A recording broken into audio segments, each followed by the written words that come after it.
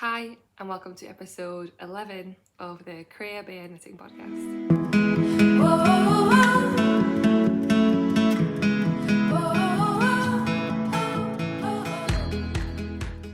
Hi and welcome, my name is Rebecca. I'm a knitter or a crafter based in Edinburgh, and this is a vlog or a podcast all about knitting, what I'm currently knitting on, what I've been knitting on, and what I'd like to knit on in the not too distant future. If you are a new viewer, hello and welcome. I usually ramble on for about an hour about all things knitting and yarn, so feel free to get yourself a refreshing beverage and a project to work on. If you're a returning viewer, of course, welcome back. And if you're returning, you might notice, maybe you won't notice, a bit of a difference in the setup. I've managed to damage my camera. I just set up to film, my camera's right here, and realised that I've damaged the slot where the card goes in. So I have to go to a repair shop, and I thought, oh, should I wait and not film? But I really want to film, so I'm giving this a go on my iPad, and I guess if you're seeing this footage, then it was fine. And if it was really that bad, then it will never make the light of day, or at least the light of YouTube. So yeah, hopefully it's all good. I can just see fluff on myself. I'm trying really hard to focus on looking at myself there and not myself here, so we'll see how that goes. And hopefully the sound quality and everything is good.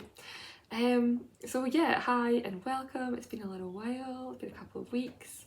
Thank you so much for the very warm welcome on the last episode. I premiered it, so it was kind of like pre-recorded, but then I watched it live with everyone, and that was so much fun. My boyfriend was like, this is an exciting thing, it's episode 10, so we opened a bottle of like Prosecco that we had in the fridge. And I think I just got a bit tipsy. I was like a bit high on all the excitement and all the yarn, and then we were going away for a little bit the next day, so I was a bit like drunk on stress, and then I had 2 glasses of Prosecco, so by the end I was like, a bit mad. So thank you so much if you joined. I really enjoyed it. And yeah, with that, let me get into the knitting. So what am I wearing? Firstly, I'm wearing my cardigan number 7, which is a pattern by My Favourite Things Knitwear. It is a really, really lovely, simple top-down raglan pattern. I really enjoy it. I've made 2 of these. One which I damaged by over-dyeing it a bit too vigorously, and this one. And the reason I'm wearing it is because I made a dress, and I just think it's so cute. And every time I get like dressed up for like, I went to Knit Night on Monday and I'm filming the podcast today, this is all I want to wear right now. And this cardigan just goes really nicely with it. It's got like kind of long sleeves, and it's got this like square neckline, and it's like a midi length, and I just really love it. If you are into sewing, this is the Indigo pattern by Tilly and the Buttons, and I've hacked it to have a square neckline, and the fabric is from Rainbow Fabrics Kilburn, which is where I buy most of my fabric, because they have floral viscose, like floral print fabric, and that's basically all I sew with. So yeah, but back to the knitting. This is like a top-down raglan construction cardigan, which I just really, really love. It's a lot of back and forth, like cardigans always are a lot of back and forth, but it's knit on, I think, size 7mm needles, so it goes by pretty quickly. The pattern recommends a strand of Drops Air and a strand of kid silk mohair, and at the time I was like, well, I can get gauge with just a strand of air and it's cheaper, so I'll just do that. And it is cheaper, but I definitely think it lost a little bit of like structural integrity. It's a very, very light, like you can see here in the collar, like this is just, and I think that would have been better if I held the mohair with it. So I will make this again in future at some point. I have so many plans to make this again, so I don't know, we'll see. But if I make it again with Drops Air, I will, I just got dust on myself, yes. If I make it with Drops Air, I think I would hold the mohair with it. It's held up pretty well. There's a little bit, yeah, you can see, oh, you can see very, very bad. I don't know what that is. There's some bubbling on the sleeves, and this white fluff just picks up everything, like every little bit of dust, and sits on it. But it's really lightweight, and it's still nice and cozy, and I think it goes nicely with this outfit, and it's inspired me to have to make some more of these. So yeah, that is what I'm wearing. I'm just looking around at me. I have so many whips and not very many finished objects, and I'm feeling a bit overwhelmed by my whips. But that's okay. I usually give a brief overview of what's to come, and I've not done it. So we have 1 whip, sorry, no, 1 finished object, 2 half finished objects, four works in progress and a little bit of a yarn haul from when I went to Unravel, and of course an update on the Conealong. I think that's it. And I've got an upcoming test knit to talk about as well. So lots of things. So let me jump in with my one and only finished object, and I actually just took it out of my jacket pocket, as one does, and it's still wet. And I've not been outside for 2 days. No, I went outside yesterday, so it's still wet from yesterday. But it's probably why it's looking a bit misshapen at the top here. But this is my classic ribbed hat by Pearl Soho. This is what it looks like. I usually wear it like quite low like this, but I think you're meant to like maybe wear it like a little bit more like this. But I always feel, actually it looks quite good. I always feel a bit silly when I leave the house like this, but I think it actually looks quite good. This is, I made the small adult size, which is where it's a free pattern. You cast on 108 stitches, I think. And I made it using pure Gint, which is a Sandnesgarn yarn, which is like meant to be a really hard wearing traditional Norwegian, is it Norwegian? Norwegian yarn. And I made it in this beautiful, like, that's the one thing, it's blowing out a little bit. It's beautiful like slate grey colour, which I just thought would be really, I actually started making this for a gift knit and then gifted something else and then kept this for myself. But I started knitting it before Christmas and I had maybe like this much left, or this much done of the, yeah, maybe that much, but halfway basically. And then I came across it in a project bag and I thought, hey, I need a hat and I don't have anything plain to knit on. So I finished this off.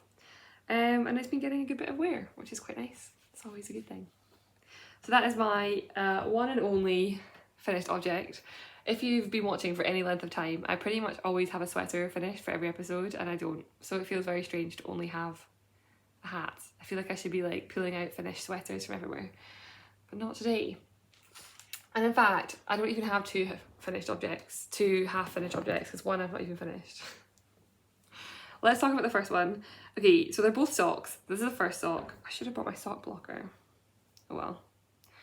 You're not getting to see block socks, you're just getting to see socks. So I showed this a while ago. This was technically my Christmas Eve cast on. It looks really long there. This is a sock. I have it right here. This was, this is hand-dyed sock yarn. This is what it looks like caked up. Forgetting where the camera is. There we go. And it came with a little mini, look like this. That's what they look like. This is from Stripey Cat Yarns, which is a UK based self-striping yarn dyer. I guess mostly sock yarn, but you can use self-striping for many things. This was part of the Christmas Eve, I think it would be called the Christmas Eve cast on mystery something. I never bought a socks set before, so I thought it was quite exciting. And I bought the one that was called Christmas at Hogwarts. And there were two options. There was Christmas at Hogwarts and Christmas at the Cabin. And I picked Hogwarts because I'm a Harry Potter fan, but I wish I picked the Cabin because in retrospect, these colours aren't really my colours. Like I say this and I'm about to place an order for this exact purple. But I don't know, I'm more into like neutrals or like darker like greens and browns and reds and stuff. So they weren't really my colours. So I think I got a bit stuck on this sock because I just wasn't like that excited about the finished object. So I was like stuck like here somewhere for ages. I also, for the first time, cast these on. This looks so bad like this, I'm sorry. I cast these on toe up and I did, I think a fish lips kiss heel. Doesn't look like a fish lips kiss, does it? I don't know. I did a different heel type for me and I did toe up, and so I think I didn't really have the brain space to want to cast on the second sock in a construction I didn't know how to do. I just didn't want to do that, if I'm honest. I just wanted to knit what I know. So I definitely lost, like this sock killed my sock mojo. However, it is non-superwash yarn, which is very exciting. Getting these beautiful colours in a non-superwash yarn is just lovely. I've done a very like flared cast off. I think blocking will even that out, but I just think this looks so ugly. So it's done. The reason it's done is because I ordered another sock set from a different dyer, and I told myself I couldn't cast it on until I finished at least one sock. So I finished one, it will go back into its little pouch, and maybe I'll pick it up, or maybe I'll unravel. I don't know, I honestly think if I just cast on a toe down, like a cuff down sock, or maybe I'll just use the rest of it to make shorties. Such a waste. It was quite an expensive skein of yarn because hand dyed is always a bit more expensive. Sorry, hand dyed is always more expensive. Self-striping is more expensive because it takes more work, and non-superwash is more expensive. So it was expensive sock yarn. Anyway, I'll finish it at some point. But the reason, as I said, I cast that off is because I ordered another sock yarn. And I'm laughing because I told myself this morning that I finished this I got to this stage of it at Knit Night last night. We have an online Zoom knit night, usually like once a month, hosted together with Caroline of Caroline's Knits and Anastasia of Free Your Sheep. And last night we had 120 knitters on a Zoom call for a while. It started at 7:30 and I think I left like 4 hours later at like 11:30, and there were still maybe 20 people left having a chat. So I finished this in the first part of that, and all I have to do is Kitchener the toe, but like I've just not done it yet. So, sorry. So let me show you this sock. This is it again. Oh, I really should just got a blocker. This is what it looks like. So it's just it's a vanilla sock, toe cuff down, with a heel flap and gusset and a wedge toe, but I've not done the Kitchener stitch yet. This yarn is also, as I said, hand dyed. This one is from Pigment and Ply. Pigment and Ply is a UK based yarn dyer, and she bases all of her colours off of sketchbooks or of like old art. I don't really know my art periods, so I couldn't tell you exactly which ones. I'm not sure. But this was her January sock club. And these are the two colours. So again, it's blowing out a little bit. It's probably a bit darker than it's showing up. But this was the main colour, and this is the little mini, which is like a beautiful like moss green. And then yeah, that's it. The sun's gone away and that's showing off absolutely perfectly. So as I say, this is the January sock club, and I signed up for this sock club in January. January 5th, and it arrived last Friday. So there was a real delay in getting this, but I think this dyer was at Unravel Festival and I think has a lot on her plate right now. And I think she was just a bit late getting the sock club out, which is fine because I've got 1,000 other things to knit on. But as soon as this came in the post, I was like, it's funny because it arrived and my boyfriend handed me the package and he's like, it's yarn. And I was like, it's not, like I've not ordered any yarn. Like, no, I've not ordered any. It was yarn. Of course it was yarn. But I just forgot it was coming. So I asked for some pattern recommendations, but ended up just doing a really plain vanilla sock. But I did do this little, and it was a really bad decision because the contrast isn't so great. I used the contrast for like this top like 5 rows. It doesn't really make a difference to the sock because it's all such a similar colour. But yeah, I kind of thought it was cute. So yeah, I just have to Kitchener this and then get the second sock on the go. I think I'm going to give these to my partner. I find these very like camouflagey, like army kind of khaki colours, which I don't dislike, but they're not really for me. But what I thought I'd do is give him the full pair, and then, because I think this sock is about 20 grams. No, I think more than that. I don't know. I think I'll have about 40 grams left of this basically, and then the whole mini skein. And so I thought I would make myself some shorties and use this for the heels and the toes. Then we have matching socks. Just because I think I'll get more wear out of shorties and he will get more wear out of longer socks, and he likes them a lot. He's seen them and he's like, oh, they're nice. The only thing is, I think this is quite a deep, maybe not. I'm also thinking of not blocking these. I find that some of my socks have blocked out quite a lot of my blockers, and I'm wondering if my blockers are quite big. So I might just give them to him and see if they like hug his foot better. I shared a post on Instagram earlier this week, a story of a pair of socks I made for him a year ago. They're red socks, and I gave them to him for Valentine's Day last year. and how badly, well not badly, but how worn they are. They're really, really, really, really worn through, and in some parts all you can see is the nylon. So I feel like giving him these is a bit of like a experiment. Like if these hold up, then they'll hold up to anything. So I will report back, for obviously once I've made the second sock and once he's worn them, to see if nylon socks really really withstand it. This colour is called Will-o-the-wisp. There's a beautiful painting it's based off of, and I have already signed up to our February sock club. At first I was kind of pissy about it. I was like, oh, it was so late to come, like,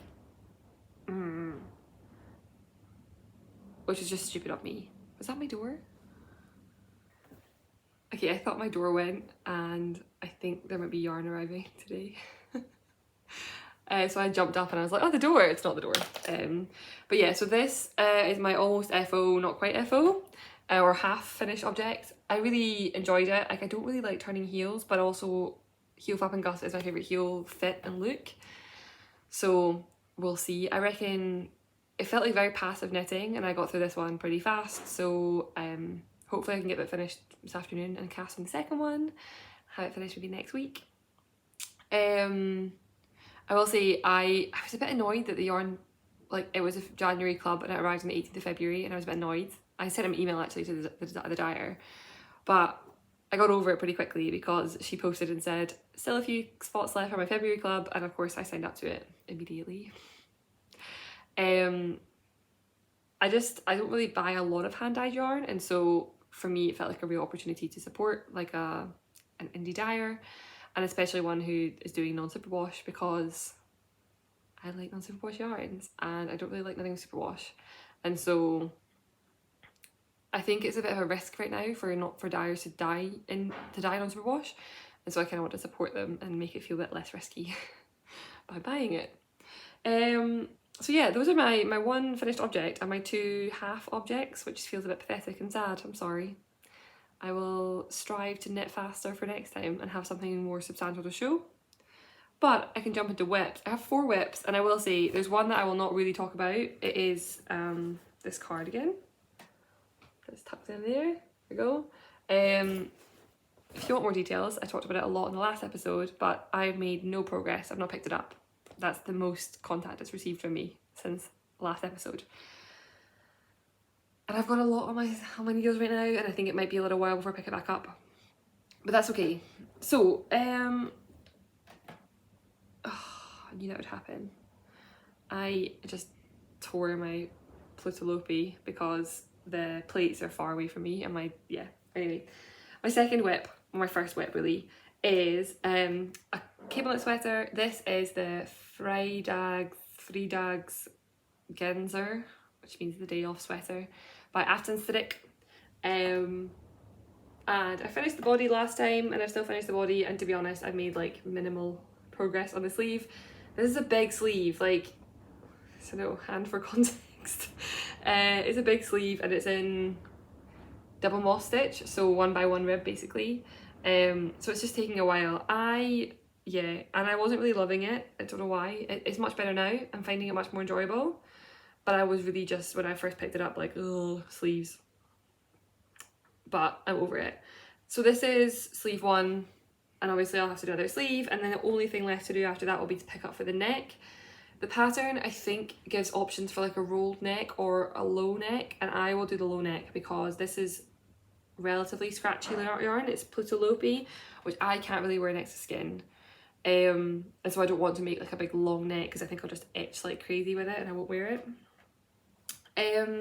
This pattern comes in up to I think 158 centimeter bust, and I'm knitting the third size, which is 108 centimeters finished bust, and I have 100 centimeter bust, so it should have been 8 centimeters positive ease, but I tried it on before I blocked it and I was quite unhappy with the fit. I thought it was way too tight, so I really aggressively blocked this, and I got an extra 10 centimeters into the body.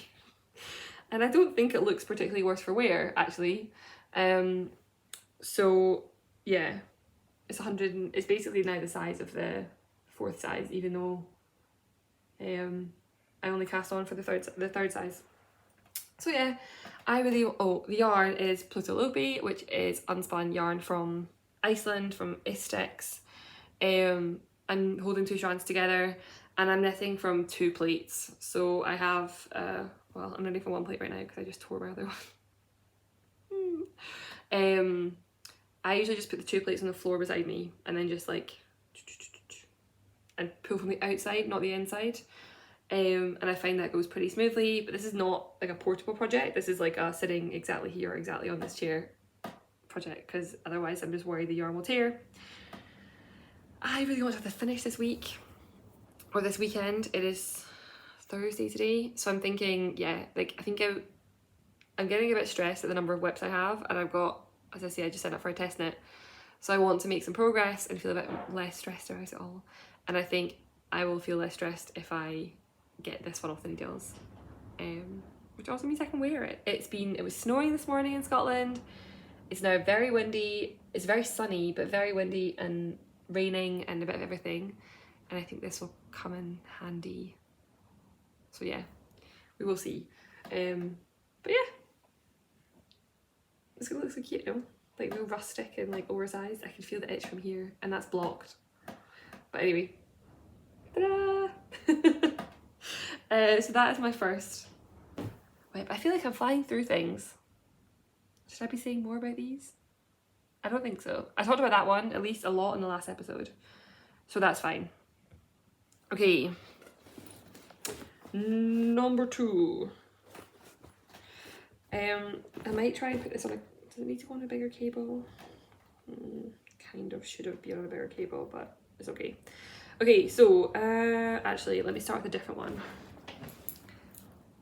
My chair spins, did you see that? We spin back into place. Okay, so this is my second whip. Oh, I've got yarn and stuff everywhere. Causing a mess here.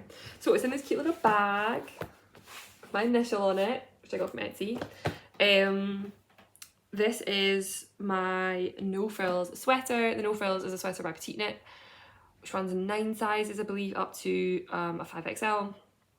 I have made this twice before, and I just love this pattern. Like, I just think it is so, I love to knit it, I love to wear it. Once you get past, so there's some short row shaping, and that's the only thing that's remotely complex about this pattern, and everything else you just knit, which I love so much.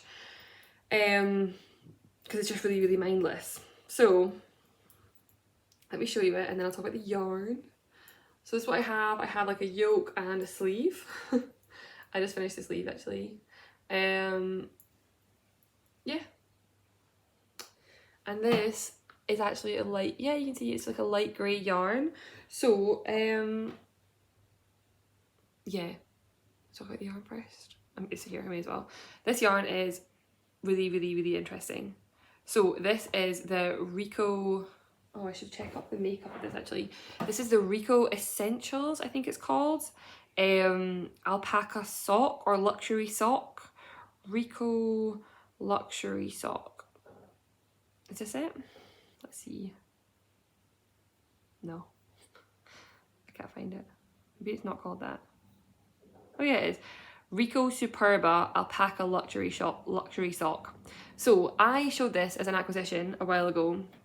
I bought 1 skein of this in a yarn shop in Cambridge, maybe November time, December time, I can't remember when it was. And I really loved it. Like, it was so soft and so squishy, and it's honestly just, oh, it's beautiful. And it's got a bit of a halo, which you can see the halo. And it's DK weight, and so I thought this would be really good in a pattern where I would maybe consider holding a yarn and a mohair, because it's already got that fluff and that softness. And I just think this is such a good colour. Like this, yeah, it's like a marled grey. I just thought it'd be perfect, and I was pretty sure I was either going to make a No Frills or a Stockholm sweater, and I finished a Stockholm sweater. I talked about it last episode, which is also designed by Petite Knit, and it's like a drop shoulder construction, but I didn't like the fit as much. So once I finished that, that was like confirmation I could cast this on. So it is 62% wool, 23% polyamide and 15% alpaca. It's a sock yarn, hence the polyamide. Also, it's 310 meters per 100 grams. Oh, it's actually saying here it's a 4-ply. 310 meters per 100 grams. I probably wouldn't call that a 4-ply. I'd probably call that maybe like a sport, or even I just think of it as a DK. I'm getting a 21 stitch gauge, and it's not a gaugy fabric at all. Like, it's a pretty even fabric on 21 stitches, so that's DK, I guess, in my head. And yeah, it's been a joy to knit with. It's been so nice. I've really enjoyed it. It's ending up pretty quickly. I knit a sleeve first because I wasn't sure how much yarn I would need, and this whole sleeve is 50 grams of yarn. This thing, like the heaviest thing on this is my needles. The whole thing is just so like light and fluffy. So I have 4 balls of this, and I'm not sure I'll need all of all 4. We'll see. Like, I'm not gonna skimp on yarn if I don't have to, but at the same time I could use leftovers for socks because it is a sock yarn. What I was interested by is that I would definitely, like, if I could get this out of 3 skeins. This yarn is £12.50 a ball, which for 4 it becomes quite expensive, but for 3 it would be like less than £40 for a jumper, which I think would be like a really nice soft fluffy jumper, which I think would be quite a reasonable price. So we'll see. But yeah, oh, I just love it so much. The pattern, that's what I was going to say. The pattern, so the No Frills is designed, as with many of Petite Knit's patterns, it's designed with quite a lot of positive ease. I basically knit mine with none. I think a little bit. I think it's maybe got 6 centimeters, maybe 8 centimeters. I made a version before in Woolyknit Merino, and I love the fit of that one. It's perfection. So what I did is just measured that one and then cast on, like, did this one until the same size. It's a raglan, so you can quite easily just knit until it's the size it fits, which I think is very helpful with raglan construction. And I think I landed somewhere between the first and the second size, which is way smaller than I should be. I think I should be a 4th size. So it ends up being like 108 centimeters or something, instead of like the 120 that pattern recommends. But yeah, this is not my last, this is my 3rd No Frills. It won't be my last No Frills. I'm going to keep making No Frills because I love them. I love making them. I just love the whole process. And I have at least one more quantity of yarn I want to make one of these in, but they're very like autumnal browns, so I might wait until after summer to knit those, because I'm starting to get excited for spring knits, of course, because aren't we all? Yeah, so that's my first whip. Really enjoying this. I'm just plodding away. So I've mentioned this numerous times, but I usually for whips like to have a mindless and a more brain consuming one, and that one is theoretically my mindless, but I've got a couple that are at the same stage, so they're all kind of taking up the same spot. So 2 more whips and some swatches and some expositions. So the next 2 whips are exciting because those are the 2 whips that I have decided to use as part of the Conealong. So firstly, a huge thank you to everyone who left such lovely comments and sent me Instagram DMs and were just generally so supportive about the Conealong. It's the first time I've ever worked with a brand, and it's been a joy. Like, it's been so nice. They've been amazing. Everyone's response has been amazing. I'm loving what I'm knitting with it, and it's just been like, if this is what brand collaborations can be like, then that makes me a very happy podcaster. And yeah, so before I show the whips, let me talk about the Conealong itself. The Conealong is a make-along that I'm running together with Woolyknit, which is a UK-based yarn manufacturer, and they produce lots of things, including cones of yarn. So here are 2 of their British wool cones. This one's burgundy and this one's natural, I think. And these are both, I think they're both still complete. These are both 500 gram yarn cones.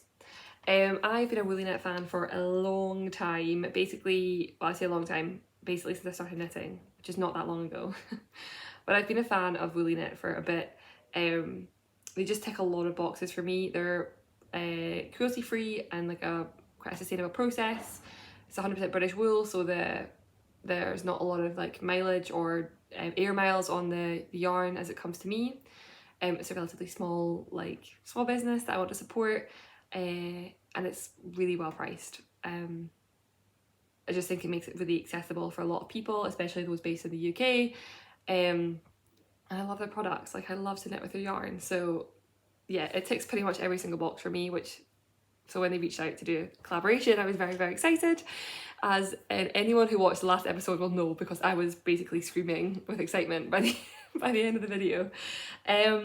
So the concept of the Conealong is to knit something, or well, to make something. You can crochet, you can weave, you can make a rug, you can knit along with everyone else for the Conealong. So it started 2 weeks ago on the 9th of February, and it will run until the 24th of March, so it's 6 weeks. You don't have to finish anything, you can use a project that you've already cast on, you can knit, you can crochet, and it can be any yarn from any cone or any woolly knit yarn, if that makes sense. So there are other manufacturers of cones out there. If there's one that's closer to you, or you have one in stash, or you have like a mystery charity shop cone, you can knit with those. And if you don't have a cone, you are more than welcome to use Woolyknit. And if you use a Woolyknit cone or hank or any of their yarn, you'll get double entries into the prizes, which means you have a higher chance of winning. And there are, I think, 6 prizes to give away, which are cones of yarn. So the winners will just be drawn at random, and will have some cones of their choice sent to them. So I'm really excited about this. There's a little Instagram giveaway, and the winner was drawn for that. And I still haven't taken their yarn to the post office, so I need to go tomorrow to the post office to take their yarn and post it. So that was drawn, and I've seen so many projects already in the thread. There's that's how you enter. Sorry, I'm all over the place. You enter by posting a picture on Instagram with a hashtag Conealong, and I've seen amazing colour work things. I've seen everything. I've seen shawls, I've seen whole sweaters, I've seen amazing colour work, I've seen beautiful garments. It's been, just so exciting to watch them. And I follow the thread on Instagram, so I see pretty much everything I think that gets shared. Before I jump into my whips, sorry, I'm just trying to make sure I'm covering all the admin stuff. Firstly, there is a discount code with Woolyknit, and that runs for 2 more weeks. So that runs until the 9th of March at midnight, and the code is creabeapodcast, and that's for 20% off the British wool cones and the British wool hanks, which are 200-gram hanks of yarn. It's a few things from last time. It's 1 time use per customer, so I didn't realise that before, but I've now been informed, so I'm passing that on. And some people messaged me saying they were having some issues with the code, and Woolyknit have just said to drop them an email if that happens, and they'll just apply the discount manually. Their emails are amazing. They get back to you so fast about everything. So yeah, those are my admin things. Yeah, I think so. And then just a few more points on accessibility. Some people, obviously it's shipping from the UK, and some people have said that Woolyknit is just too expensive to ship to them, which I can understand. It's a very reasonably priced, budget-friendly yarn, but obviously if you're adding crazy shipping to that, it suddenly can become out of someone's price range. So I was wondering, if you are based elsewhere, so if you're maybe in the US or Canada or Australia, where I know shipping can be more expensive, is there a local to you cone manufacturer? And if so, feel free to share that below so that other makers can get something closer to them if that's more reasonable. I don't know of any. I know of a couple, some in Europe, for example, but I don't know who is specific to North America or Australia or anywhere else far away. And the second thing is, a couple of people left comments saying they're not on Instagram and they want to take part. And I find it a bit tricky because Ravelry is renowned for being bad for accessibility issues. But at the same time, I want everyone to be able to take part, and I don't want everyone to feel like they have to make a social media account to take part. So there is a Ravelry group for the podcast now, and there is a thread. I am a complete, like, I don't know what I'm doing on Ravelry. I thought for like 3 days that I'd made it so no one could comment. It turns out just nobody commented yet. So, but yeah, I don't know how I'll distribute the prizes. I might just have to do something where I count all of them together. I'll cross that bridge when I come to it, I think. And so I can't say for sure there'll be like 3 from Instagram and 3 from Ravelry. I'll just take the overall number and make sure it's even. And yeah, you just have to post in that thread, and because there's no finished objects, you just share. So just share there what you're making, what yarn you're using, what project you're using, pattern you're using. And hopefully if there are future knit-alongs, I can use the same group. So I think there are maybe 40 people or so in there. I shared a community post on YouTube, which is where you share and say hello. I did that to talk about the group. But yeah, if you want to use Ravelry instead, or you can't use Instagram, I set up that Ravelry group for anyone who wants to take part. I think that's all my admin covered. I'm trying really, really hard to make sure that everyone who wants to take part can.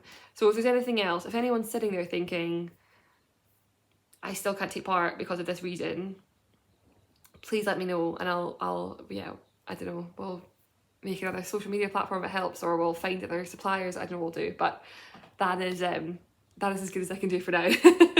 And yeah, for everyone who was excited about it, thank you so much, because I was excited about it. And every time somebody posts a picture of the yarn they've received with the code, I'm like, oh my god, I love it. I really love it. So let me talk about my whips, because I cast on 2 things. You may remember, where are all my swatches? I just realised I've not seen those swatches since that last episode. Where did I put them all? I appeared last episode with like 100 swatches because I couldn't decide what to cast on for the Conealong, and I was like, oh, should I go with my gut? Should I try something different? And I went with my gut. So let me talk about both of them. They're on quite small needles, I'm afraid, so apologies if the you can't quite get the full effect of the fabulousness of them. So the first one is this. I'll hold that first. Oh, it's so good. The colour, this is actually pretty accurate. It's gonna be slightly darker. It's more of like a petrol blue in real life. This lens is really just blowing everything out a little bit. So, pattern first. This is the first sweater by Lizzie, who is Hive Knits.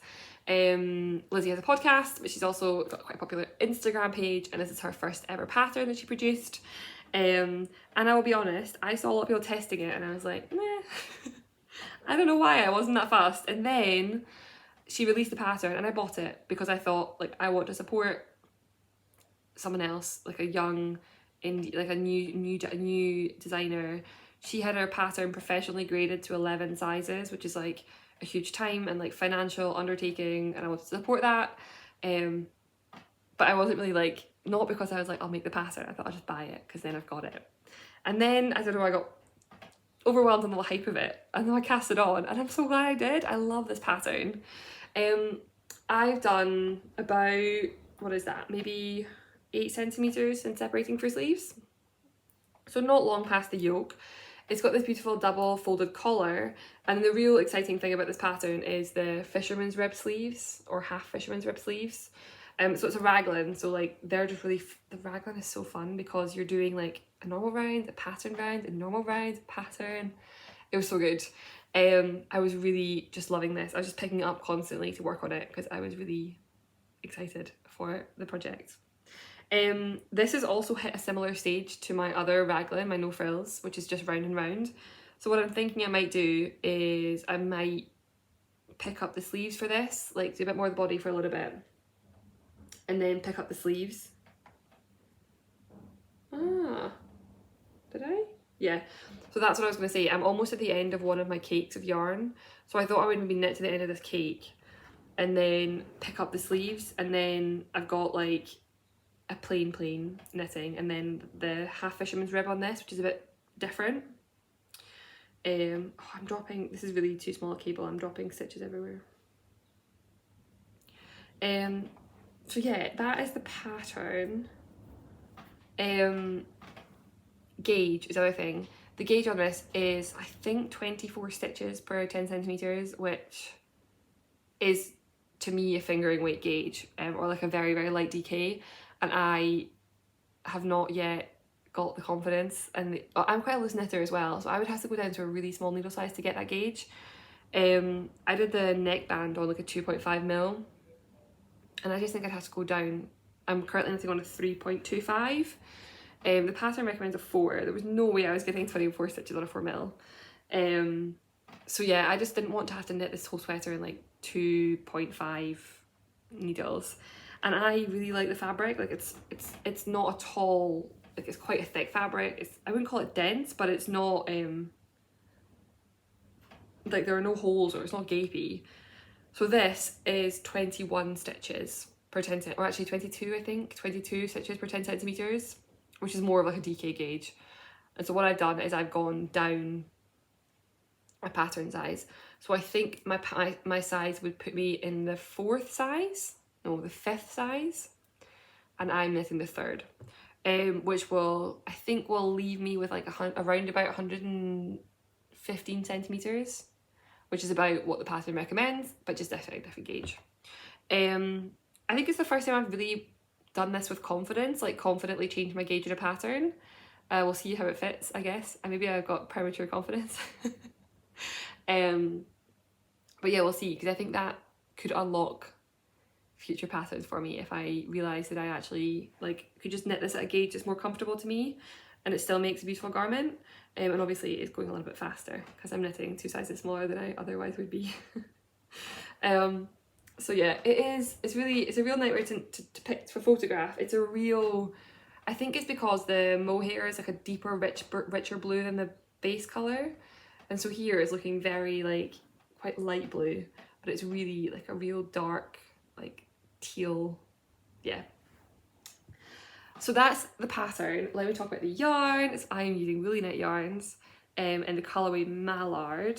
So I went down south for,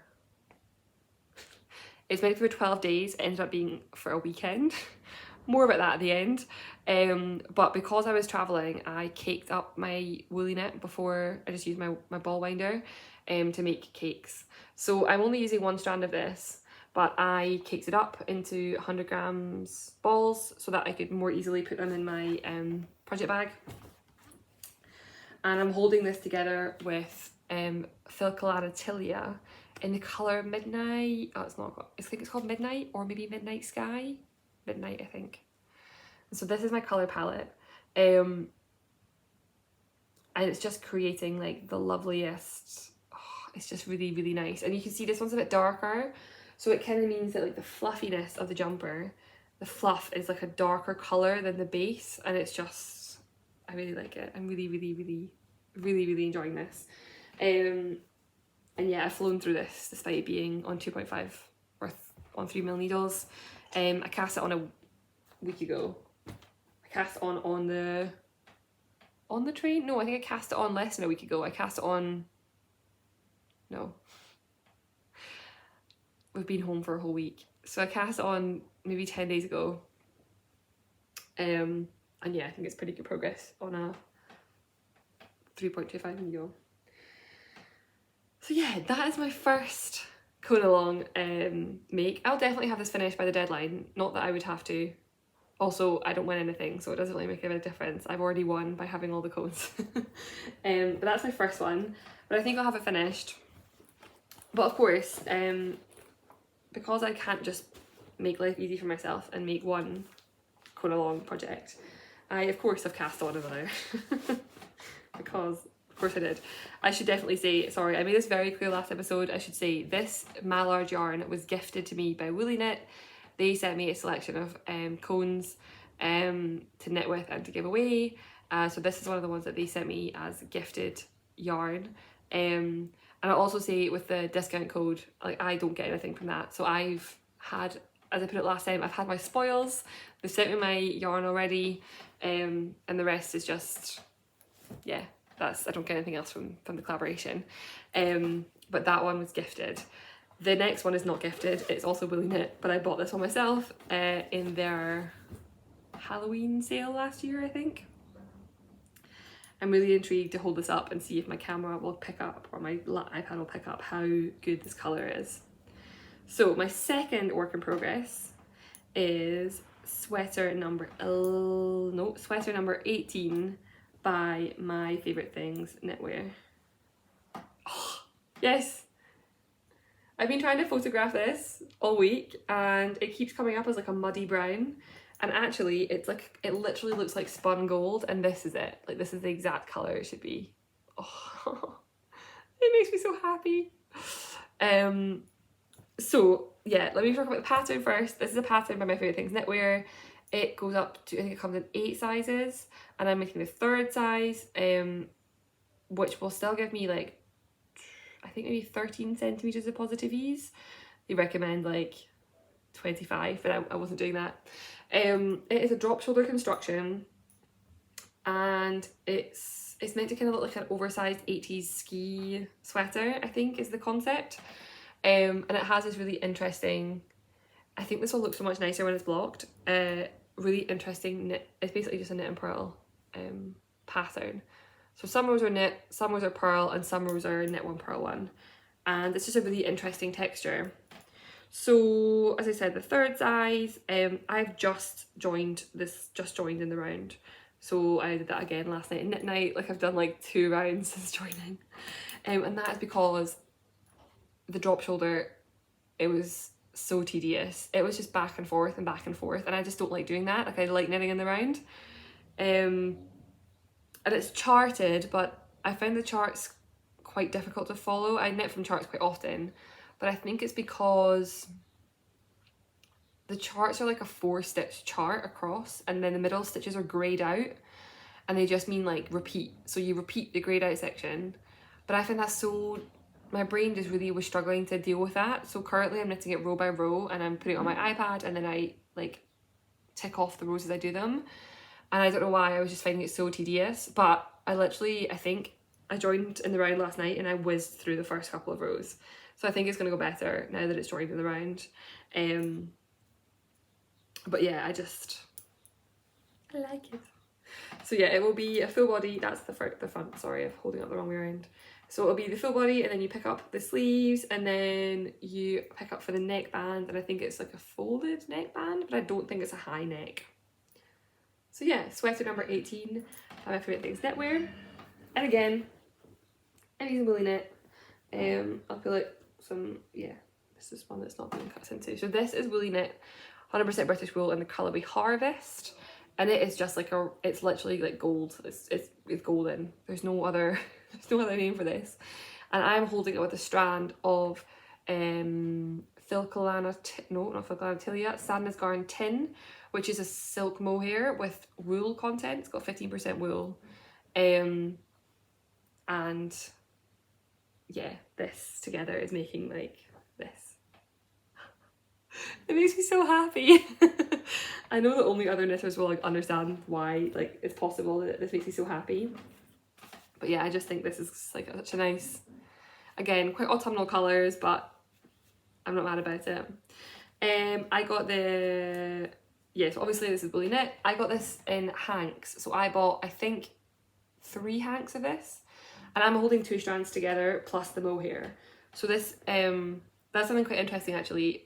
The first sweater, the blue one, this one, is 1 strand of British wool and 1 strand of mohair, and the gauge is 22 stitches. And this is 2 strands of British wool and 1 strand of mohair, and I think the gauge is 15, 16 stitches.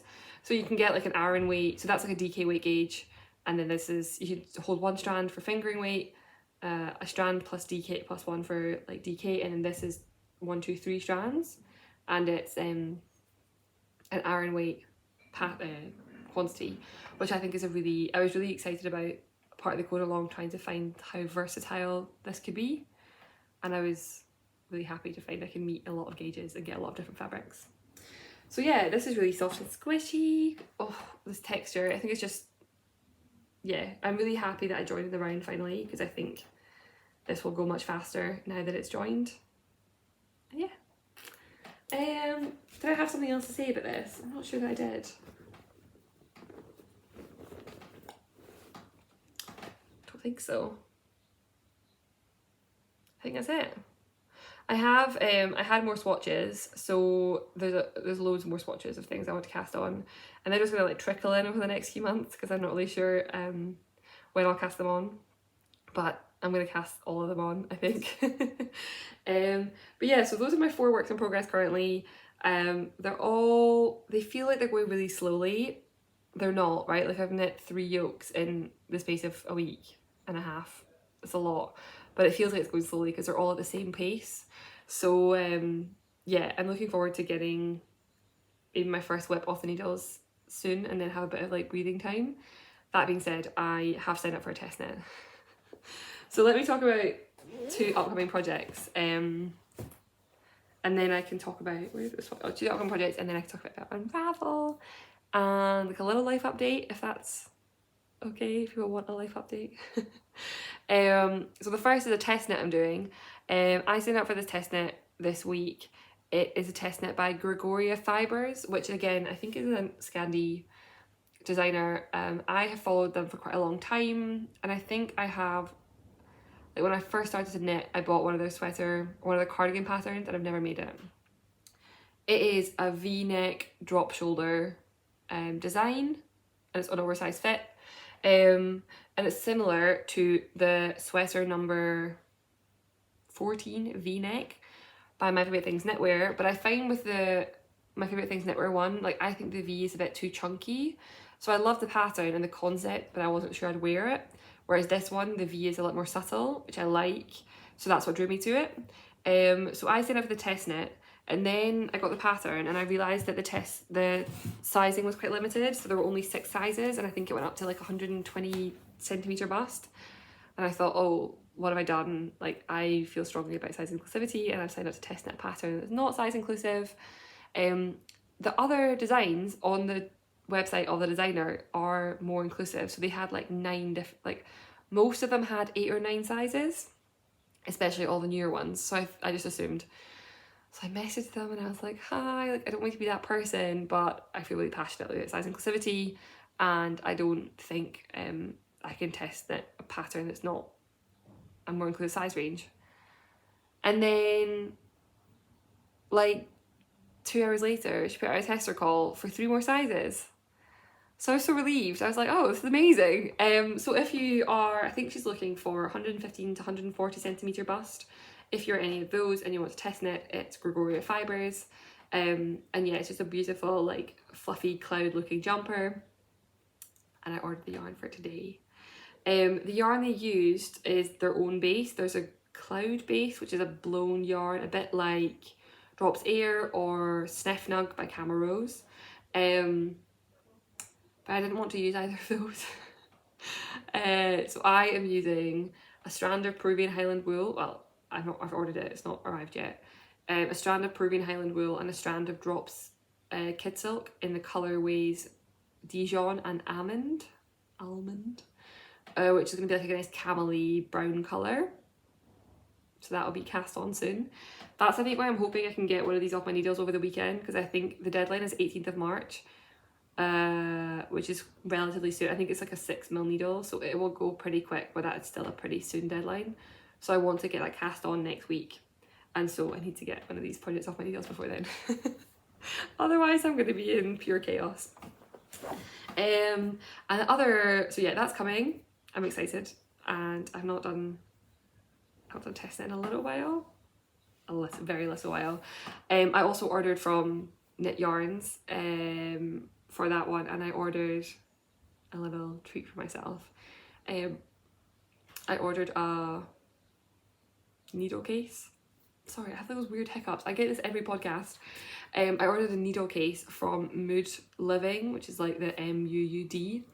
I've been looking for a case for interchangeable needles for a while, and then I saw like Inga from Knitting Traditions had her like incredible threaded maple binder, but I didn't really like. I knew what I wanted. I wanted leather or like a wax canvas.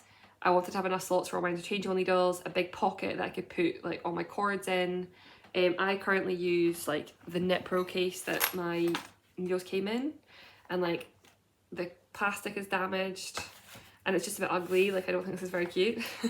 But it's quite fit for purpose, so I like that I can put my needles, and then I've got this big pocket. And recently I put my cables somewhere else, but I wanted that kind of construction. And then I was looking at them, I was looking on Etsy, and a lot of them were like 150 plus pounds, which is a lot of money. But I saw this one today on Knit Yarns, and it's £70, so it's still a lot of money. However, today I also got the very first like YouTube ad payment through, just because it's taken me so long to set it up. And so that's kind of like, I don't know, a gift from the podcast to myself, where I was like, well, I got this payment through, let's put some of the money towards something nice. Yeah, so that's coming next time. I didn't need to share that, but I did anyway. I will share it next time if I like it. I got the whiskey leather one, which is like the brown, and of course, because Simona of Knit Yarn is Simona of Knit Yarn, I ordered it, and 25 minutes later she dispatched it. So I think I'll arrive tomorrow, so I'm really excited. And I'm just like, I knit a lot, right? Like I'm knitting all the time, so it feels like a good, I always feel like knitting in like investing in things like needles and cases are not a terrible idea. All that to say, I ordered yarn for my test knit, and also something else. So the second thing I was going to talk about is another pattern that I'm casting on very soon. And this is a longer term pattern, and it is a gift knit. My stepdad is incredibly knit worthy. I made him 3 pairs of socks for Christmas, and he has a big birthday coming up in May, and I said I'd make him a sweater, because yeah, I know he'll love it. Like I know he'll get a lot of wear out of it, and I know I'd like to make it for him. So I have been doing some swatching. I ordered yarn for this from Woolyknit long before my collaboration email came through, I should say. I think I ordered this in November. I ordered it to my parents' house, and I picked it up over Christmas because we hadn't moved into the flat yet. And I ordered their Diggle DK, which is a 100% wool, or actually it's like 97% wool and something, it's got neps in it, the neps are something else. But yeah, it's they're 50-gram balls, and they still have a code on for them, but it was like 10 balls for £20. I was really insistent that I didn't want to make him a fingering weight sweater because I just wasn't doing it, and this was like 100% wool in colours I liked for a reasonable price, so I jumped on the chance. And he really likes like dark greens and like mustards and reds, so I was going to make him one with the dark green background. So this is the first swatch I did. Pattern, let me talk about that first too. So I wanted to use this Strange Brew by Tin Can Knits. Strange Brew is a kind of like a build your own sweater. You get the gauge and the sizing and the instructions for like it's something crazy. There are like 6 children's, there's like 20 plus sizes. It goes all the way from like a child to like a XXX male, and 3 gauges, so it comes in a fingering, a DK, and a Aran weight. So I've had the pattern for a while, but I could not decide on what pattern, like what ferrule pattern to use. And then I realised that there's a cardigan called the Marit cardigan, M-A-R-I-T, and I've had this pattern for ages, and I will knit it for myself at some point. It is an all over ferrule fingering weight pattern, but I thought I actually really like that colourwork design, so I thought I'll just steal the colourwork design and put it into the sweater I'm making. So once I decided that, I was like, okay, let's get swatching. So disclaimer, I did the pattern wrong. I'm off by 1 in one of them. What I did here was I just cast this on, I think a 4.5mm needle, and I knitted 4 repeats in the round, so it's like a long skinny swatch. This one is so small because I decided I didn't like it pretty quickly. So this is with the, I will also say, you can see through this, I'm definitely going down a needle size. So this is on 4.5. I think is normally I would knit DK on a 4mm. So I thought I'll go up for colour work, but I do think this is just too, like you can literally see me through this. So I will definitely go down a size. So this is the first one. And and I used the dark green, which is what I plan to use for the background colour, and then the red, and then I think it's called rustic, which is this like beigey brown. And I decided really quickly this is not the one I was looking for. I just didn't like the contrast and like how it looked, and I was like, oh no. I had a bit of a panic when I knit that first one because I realised it wasn't for me. Then I had a brainwave, and I cast on with that beigey brown as the background colour, and I loved it so much more as a background colour. So these were the original 3 contrast colours that I bought, so the red, the yellow and the green. And then I realised I don't like this. Like, I think it looks like kind of clowny, and I was like, oh my gosh. So I used some Stash Woolyknit yarn, and I held the British Wool double to get the same gauge as the DK. And this is the cinnamon, and then I did this. So this is the cinnamon brown, and this is the dark green, and then the rust beige, and this is the rustic or rustic nip it's called. And this top is definitely what I'm gonna go for. Oh, I think it looks so nice. So yeah, I'm really happy with this. This is like, yeah, this is totally the dream. I'm really, really pleased. What I've done is, I don't know if they're keeping Diggle DK. I know that there's like limited stock left of it. So I ordered some more of the beige for the background colour, which means I now have a sweater quantity of the green, but I will use it, it's fine. And I also ordered some, so I hope this is ridiculous to me, but I hope that another knitter out there understands this, because this felt like really silly that I did this, but I did it anyway. This brown colourway is the cinnamon British wool, and you can see that it is almost like, it's tonal. So some of them are like real, like it's not a flat colour, whereas the brown and the red and the yellow I think are all very flat colours. Is this making sense? And so I didn't like this green, and so I also thought that if I stop, then what I could do is I could use this green as a whole sweater quantity if I don't use it in the sweater, and order a different green. So I did. I ordered the British Wool, which is the 4-ply. I ordered a cone. And I used the green, and I think it's called Celtic green, which I think is slightly brighter than this one. And what I thought then is then they're all like, they're going to be also tonal and more variegated, and it means I can use this green that I have for a whole sweater quantity. So I ordered another cone of yarn. Wait till my boyfriend sees another cone arrive, he's gonna be like, what? We already have so many, why are you buying more? But yeah, so I just really like this. I'm really excited to cast it on. I think it's going to look really good. I think I'll just cast on with a 4mm needle, because I'm pretty confident. Like, this is a really nice drapey fabric, which is lovely, but it's a bit too holey. So I cast on in size 4. And yeah. His birthday is in May, I think the 10th of May. So I have some time, but I don't want to leave this so long that I run out of time or I'm panicking to knit it, because it is going to be all over colour work. So I'm thinking I'll hopefully have this cast on by the next podcast, but that it probably won't be like an urgent. Oh, I've just realised that I zipped yarn into my zip of my bag. Anyway, yeah, I think I'll cast on, but it might take me a little while to finish, but that's okay. And now you've seen it, so this will be on my needles pretty soon. Any tips for all over colour work, feel free to drop them below.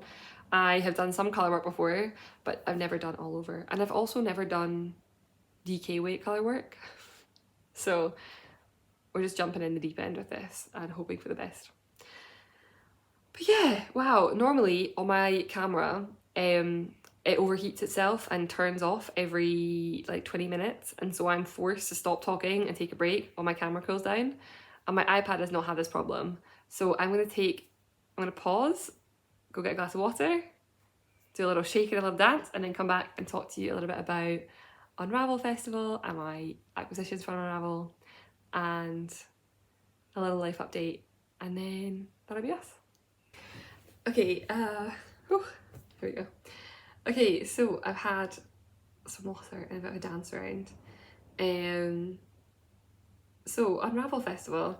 So Unravel is a yarn festival held in the south of England, just south of London, in a place called Farnham, which is very conveniently where my boyfriend grew up and where his parents stay. So we were going down for 12 days, to see some friends and to see his family and all those things. And we just, we timed it. I asked, like, do you mind if we go down in time for Unravel? So I was really excited about it. I'm really nervous. I went with my friend Josie, she also grew up in Farnham. And so she was booked onto a natural dyeing workshop at 2 p.m. And so we arrived at 12, and I thought that would be plenty of time, like to walk around, to see everyone and to buy some yarn. And of course, I left at 4:30. I just had such a nice time. Before I jump into all of the yarn that I bought, if anyone said hi, hello, and thank you so much for saying hello. I felt like a bit of a celebrity in like such a fun way. I had some really nice conversations with people about what they were buying and where they'd come from and what they were up to. Some people just said like a passing hello, like on stairs or in the halls, and if I was very flustered and I was just like hi back, then apologies if I came off a bit flustered. But yeah, I really enjoyed it. And I also met a few other people that I know from the internet. So I met Laura Penrose of Penrose Knits, and I met Jonathan of Jonathan Days, and I met Sophie, who's the Knit Pearl girl. And it was just really nice to like see those people in real life. I think Laura and Jonathan met like a fraction earlier in the day, and then they stopped and had coffee pretty much as I was arriving. So I caught up with him a bit later and we did a bit of wandering, and then Jonathan stuck around and I walked back with him to the train station. And yeah, it was just really nice. Like, it was just really easy chatting. I think it's especially easy to get on with other people who have podcasts because we sort of share equal things on the internet. So I have lots of things to talk to them about quite easily, because I'll be like, oh, how is your new design coming on, Laura? Or like, did you buy another Hide and Hammer bag, Jonathan? Like, I already know something to chat to them about, so I find that a very easy conversation. And yeah, that was lovely, and of course just chatting to everyone else was really nice. And just like yarning out, it was so fun. It was just yeah, I felt like I was with my people. So I went with the intention of buying yarn, of course, why would I not? So I told myself that I could buy 2 sweater quantities of yarn. And my original plan had been to buy like a rustic yarn and like a sweater quantity of something more rustic, and then a sweater quantity of fingering weight hand-dyed yarn. As I said, I'm not a big knitter of hand-dyed yarn. For no real, I don't know, I'm not really drawn to it a lot of the time. And so and it's also quite expensive. So I said to myself, okay, like, here's permission, you can go and, oh, do you see that fly? Gonna stop flying? Maybe. Sorry. What was I saying? Oh yeah, so I gave myself like permission to go and find hand-dyed yarn and to get that. So that was my plan. I had a few stalls in mind. I mentioned them last time. Some of them were better than expected. Some of them didn't quite have what I was looking for. I think I was quite fortunate that I don't really knit with superwash yarn, and so I had no desire to buy superwash. Like, it just didn't even cross my mind. I just know I wouldn't enjoy anything with it, and that kind of acted as like an automatic not quite restriction, but like that automatically made me think like, oh, there's a lot I couldn't buy, because I knew I would knit with it. So I already had like a smaller pool to shop from, which was nice, and it kind of limited what I ended up purchasing. So the very first thing I bought, I've only brought one, like I put these away in my yarn room, which is not my yarn room, it is in fact our office, and my boyfriend's half is like an immaculate office with like his standing desk and all these books, and my half is just yarn and fabric and a desk which I use to sew on. So I put the rest of it away, but I just grabbed one skein of each. So the first one I bought is from Work, and this is it here. So like it's a German yarn. It's again small, like indie dyed in small batch. The tag is 100% merino wool from a single flock in Munich, 2-ply woolen spun, 100 grams is 300 meters, so it's about a sport weight, I think. This is their Work number 2, which is their sport weight yarn. Shearing took place in Munich in 2017-18. The yarn was spun in the Chiemgau area of Bavaria in autumn 2018. And this colour is Obsidian, and this is beautiful dark grey. So I bought 4 skeins of this, so about 1200 metres, which is enough for me to make a sweater out of.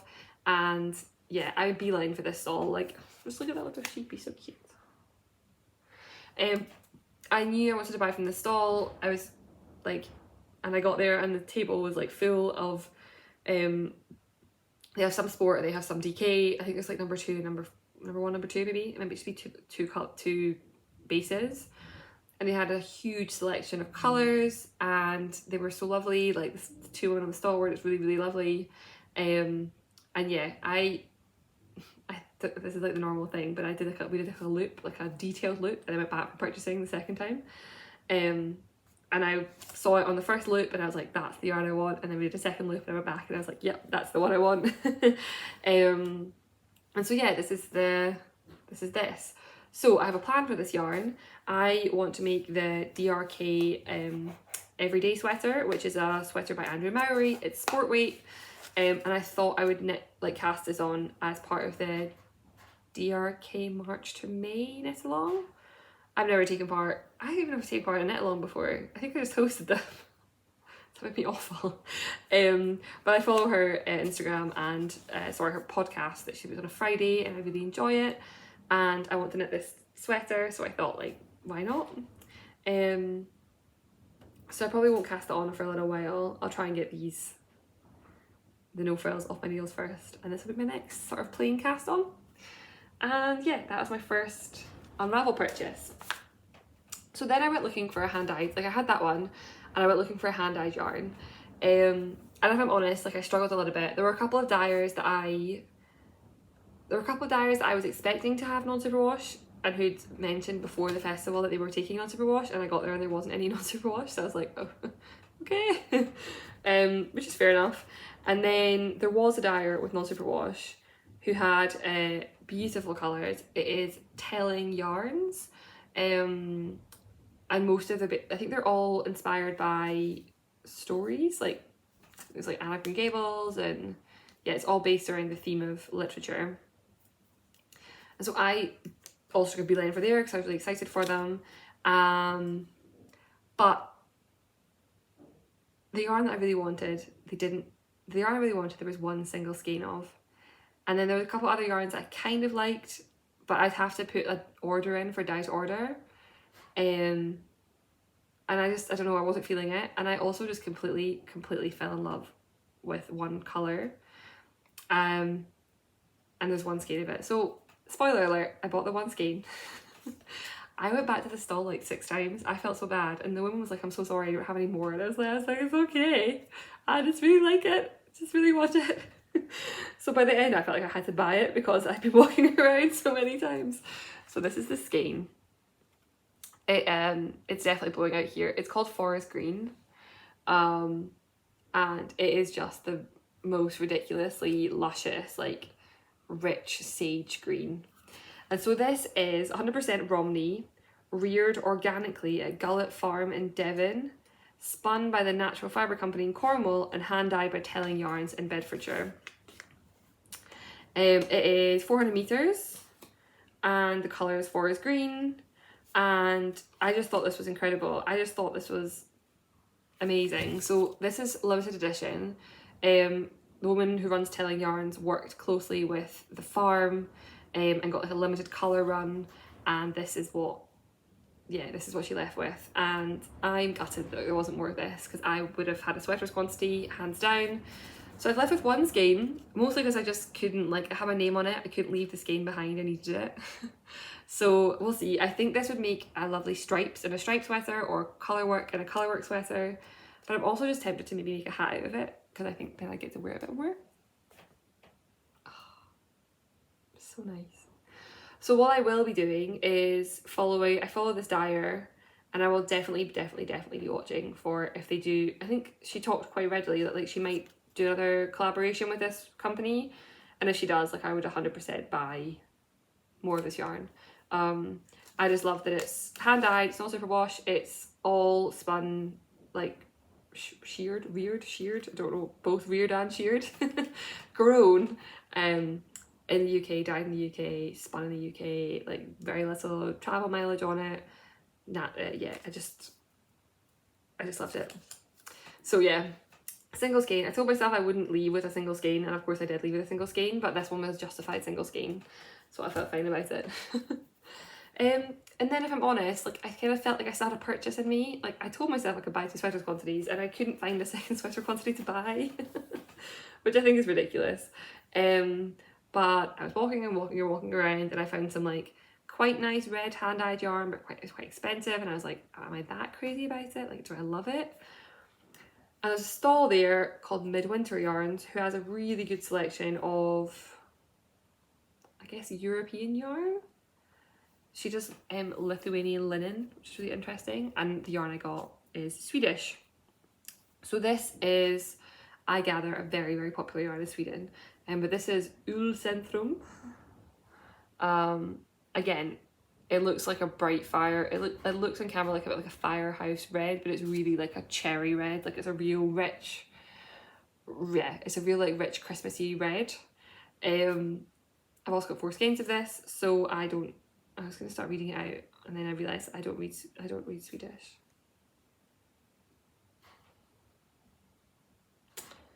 So what this is, there are 2 different gauges. So there's one that obviously is needle size.